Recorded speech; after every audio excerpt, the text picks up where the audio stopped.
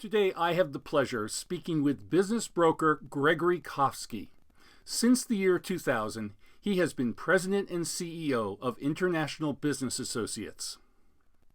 International Business Associates, or IBA, is a full-service business brokerage firm specializing in the facilitation and negotiation of merger and sale transactions involving privately held companies and family-owned businesses in the Pacific Northwest.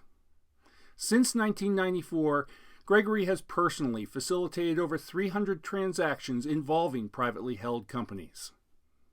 He is recognized nationally for his knowledge and experience as a sell-side broker in the manufacturing, international import, industrial, marine, construction, technology, and horticulture industries.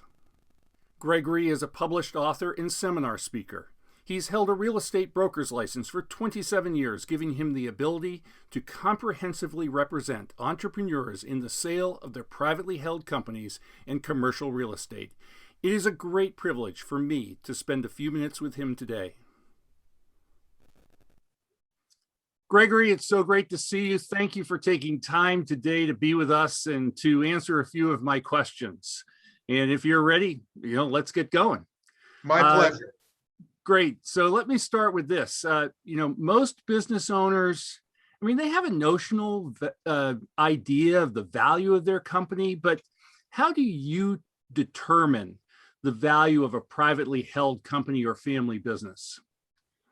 Doug, excellent question. The valuation of a privately held company or family business is a sophisticated, nuanced process. On one side, you have accounting, finance, investment principles. On the other side, it's like valuing art because each business is unique unto itself.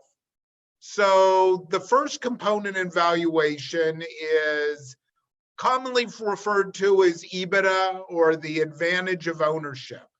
So that is what the owner receives in terms of salary, benefits, profit, maybe add backs for discretionary or non-reoccurring expenses.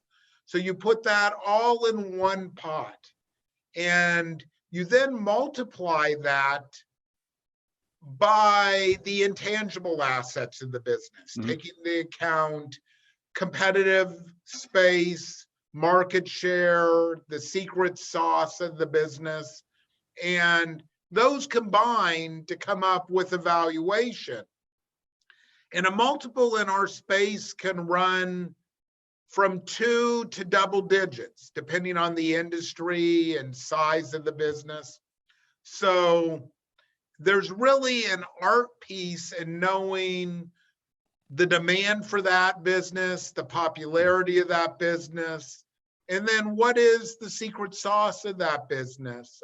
I know you work with breweries, and some breweries are known for their sours. Some are known for their pilsners, my favorite beer. Well, if that recipe is going to be passed on to a successor, that is a key for the success of the business. Maybe it's taking a beer from a craft situation to a national distribution. So Gregory, many owners do not want to broadcast that their business is for sale. How do you facilitate a business sale in a confidential environment where customers, employees, and vendors don't know that the company is for sale? Good question. The sale of a business is difficult because on one side, you want to create the robust marketplace. The sale of anything benefits from multiple buyers competing for the product. On the other side, in the sale of a business, you don't want anyone knowing it's for sale. You don't want employees, customers, vendors, landlords knowing you're thinking about selling, because it could impact your relationship with them. So the advantage of a professional intermediary is, A, We serve as a storefront, so you could advertise your business in the Seattle or Portland metropolitan area. And if they're reaching out to IBA to learn about a steel fabrication business, they're not going to know who's for sale, where if your name is tied to it as an owner, it's not hard with Google to track that down. So that's the first piece. And then the second piece is the pre-qualification and processes where they sign confidentiality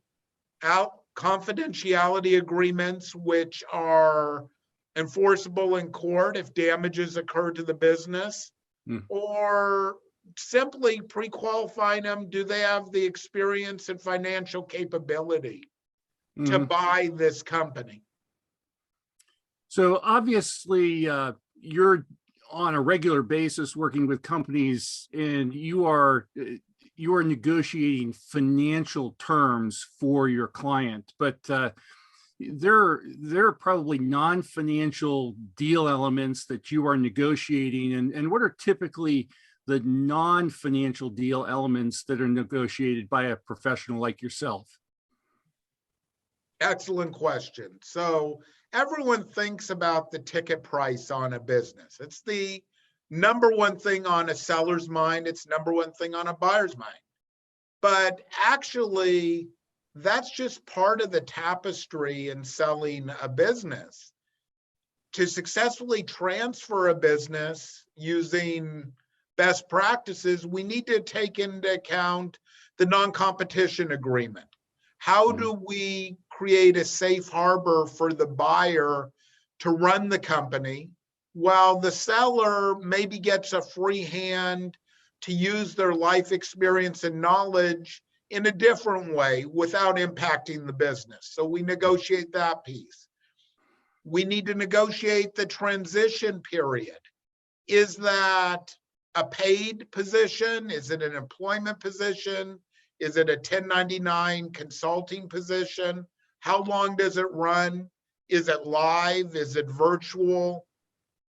All those pieces need to be negotiated, because if a purchase and sale agreement is well thought out and detailed, it provides a roadmap to the parties for future engagement. It's a direct reference point on how do we deal with this situation or need. If there's a consulting rate in the agreement that the buyer knows, I can tap into Jack or Jane and they're $225 an hour, then they know that's a resource and that's the cost. And then the last one I would touch on is the tax allocation of the transaction.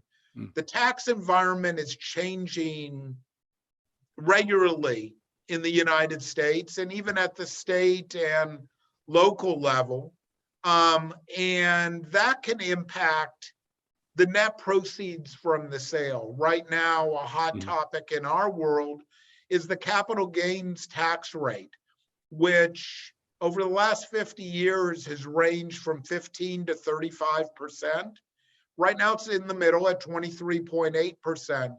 Well, if that goes up 10%, $100,000 tax is now going to occur in addition to the $238,000 on $1 million of goodwill value.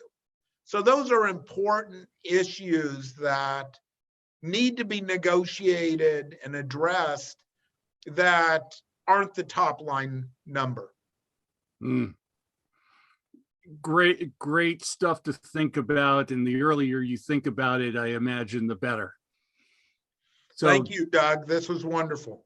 It was great. And you have a great rest of the week. Enjoy our great weather, and we'll talk to you soon. Thank you.